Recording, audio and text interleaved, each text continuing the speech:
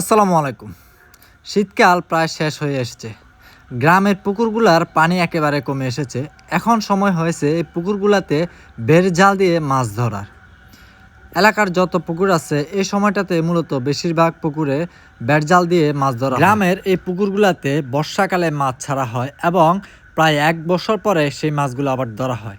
এই ১ বছরের ভিতরে এই মাছগুলোকে কোনো প্রকার প্রাকৃতিক খাদ্য খেয়েই মূলত এই মাছগুলো বড় হয়। আর যে কারণে এই মাছগুলো অনেক সুস্বাদু হয়। খামারের পাশেই এই পুকুরটাতে আজকে বেড় জাল দেওয়া হয়েছে। প্রায় ১ বছর পরে এখানে আজকে মাছ ধরা হচ্ছে। এই পুকুরটাতে যদিও বা মাছ অনেক বেশি ছাড়া হয়েছিল, কিন্তু কোনো কারণবশত হয়তো বা কোনো রাক্ষসী মাছে মাছগুলো খেয়ে ফেলছে। বেশিরভাগ মাছই কিন্তু আজকে জালে ওঠে নাই, তবে যে মাছগুলো উঠছে খুবই মজার মাছ ছিল। গ্রামের এই পুকুরগুলোতে যেদিন আসলে বেড় জাল টানা হয় সেদিন একটা আনন্দমুখর পরিবেশ সৃষ্টি হয়ে যায়। যতজন এই পুকুরের মালিক থাকে সবাই কিন্তু জড়ো হয়ে যায় মাছ দেখার জন্য, মাছ ধরার জন্য।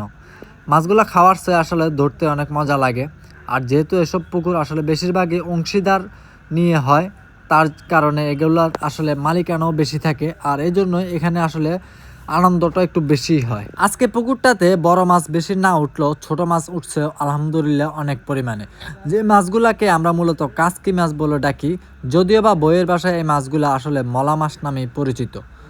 এই মাছগুলো আসলে খেতে অনেক সুস্বাদু এবং বেশিরভাগ মানুষের আকাঙ্ক্ষা থাকে এই মাছগুলো নেওয়ার জন্য। পুকুরটাতে রুই, কাতল, সিলভার কাপ এসবের পাশাপাশি কিছু পাঙ্গাসও ছাড়া হয়েছিল এবং আশ্চর্যের বিষয় সেটা হচ্ছে সবচেয়ে বড় হয়েছে পাঙ্গাসগুলাই। খাবার ছাড়াও আলহামদুলিল্লাহ এই পাঙ্গাসগুলা অনেক বড় হয়েছে, যেগুলো দেখে আমরা অনেক সন্তুষ্ট। এবং এই পাঙ্গাসগুলা খেতে কিন্তু চাষের মাছের চাইতে অনেক বেশি সুস্বাদু।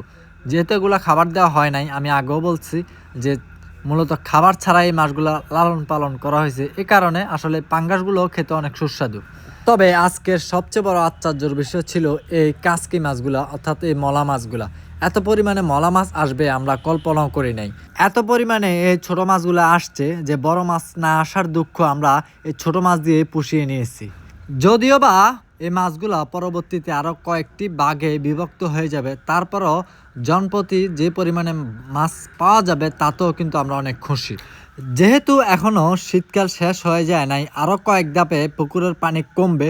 যতই পুকুরের পানি কমবে ততই কিন্তু জালে মাছ বেশি আসবে। আরও হয়তো ১-১.৫ মাস পরে আরও বেশি মাছ আসবে। এর পরবর্তীতে আবার যখন নতুন পানি হয়ে যাবে তখন কিন্তু আর মাছ ধরা হবে না। এর আগেই মাছগুলো ধরে শেষ করে ফেলবে। সবাই ভালো থাকবেন। আল্লাহ হাফেজ।